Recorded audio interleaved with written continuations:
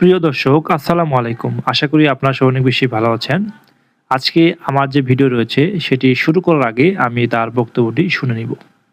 আগামী ২ সপ্তাহের মধ্যে আওয়ামী লীগের উপর থেকে নিষেধাজ্ঞা উঠে যেতে পারে বলে আমরা জানতে পেরেছি। বিশেষ প্রিয় দর্শক, অবশ্যই আমরা তার বক্তব্যটি শুনেছি এবং তিনি যে বিষয়টি উল্লেখ করেছেন, আগামী ২ সপ্তাহের মধ্যে আওয়ামী লীগের উপর যে নিষেধাজ্ঞা রয়েছে সেটি প্রত্যাহার করবে ডক্টর ইউনূস। এমনটি কিন্তু বিভিন্ন সূত্র থেকে তিনি জেনে বলেছেন। আমরা আরও জেনেছি যে আরেকটা বিষয় লক্ষ্য করতে পেরেছি। গত কয়েকদিন আগে রাশিয়ার যে রাষ্ট্রপতি রয়েছেন, প্রেসিডেন্ট পুতিন, তিনি কিন্তু ভারত সফর করেছেন এবং সেখানে কিন্তু আ ভারতের যে প্রধানমন্ত্রী রয়েছেন নরেন্দ্র মোদি এবং ভারতের পররাষ্ট্রমন্ত্রী এস জয়শঙ্কর এবং কি শেখ হাসিনা সহ বিভিন্ন যে শীর্ষ নেতা রয়েছে তারা কিন্তু বৈঠক করেছেন এবং সেই বৈঠকে আলোচনা হয়েছিল বাংলাদেশের বর্তমান যে রাজনীতি এবং শেখ হাসিনার যে ফাঁসি রায় সেটিকে নিয়েও কিন্তু আলোচনা হয়েছিল। এছাড়াও আমরা আরও বিষয় লক্ষ্য করতে পেরেছি এবং জানতে পেরেছি বিভিন্ন তথ্য থেকে। সেটি হচ্ছে বাংলাদেশে যে নিযুক্ত ভারতের রাষ্ট্রদূত রয়েছেন, তিনি কিন্তু আ চেষ্টা চালিয়ে যাচ্ছেন কিভাবে আওয়ামী লীগের যে উপর নিষেধাজ্ঞা রয়েছে সেটি প্রত্যাহার করে বাংলাদেশের রাজনীতিতে আওয়ামী লীগকে ফিরিয়ে আনা যায়। সেটি কিন্তু তারা চেষ্টা করে যাচ্ছে। এরই মধ্যে অনেকগুলো লক্ষণ আমরা দেখতে পেয়েছি। তার মধ্যে রয়েছে তারেক রহমান দেশে না আসা এবং বেগম খালেদা জিয়া অসুস্থতা। এই বিষয়গুলোর মধ্যে কিন্তু আরেকটি বিষয় কিন্তু চাপা পড়েছে, সেটি হচ্ছে নির্বাচন। নির্বাচনের তফসিল ঘোষণা কিন্তু পিছিয়ে যাচ্ছে দিনের পর দিন। সেটি এখনো কিন্তু স্পষ্ট হয়নি কী কারণে পিছিয়ে যাচ্ছে তফসিল ঘোষণা।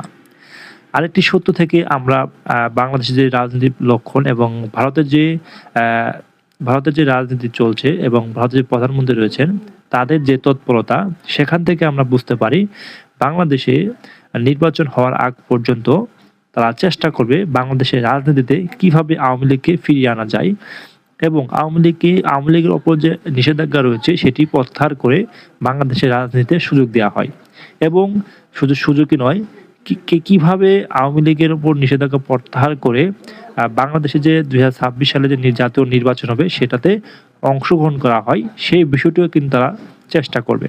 আর আমরা আরও একটি বিষয় লক্ষ্য করতে পেরেছি, বাংলাদেশের মধ্যে বর্তমান যে রাজনৈতিক পরিস্থিতি সেটি কিন্তু একদমই ভালো নয় এবং আইন শৃঙ্খলা বাহিনীও কিন্তু নড়বড়ে।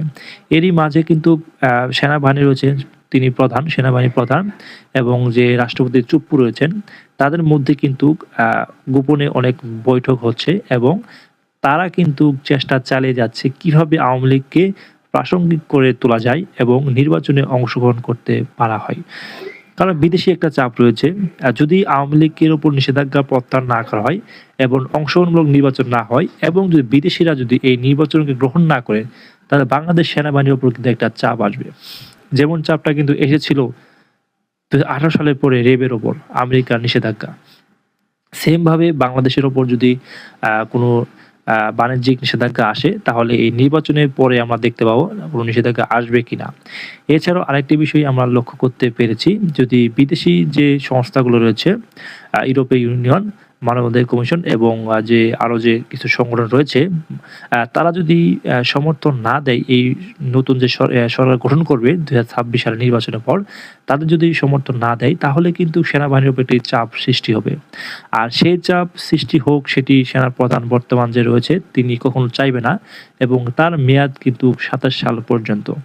তিনি চাইবে না তার মেয়াদ কালীন এই সময়ে সেনাবাহিনীর উপরে কোনো বিদেশি নিষেধাজ্ঞা আসুক, সেটিও কিন্তু তারা চাবে না।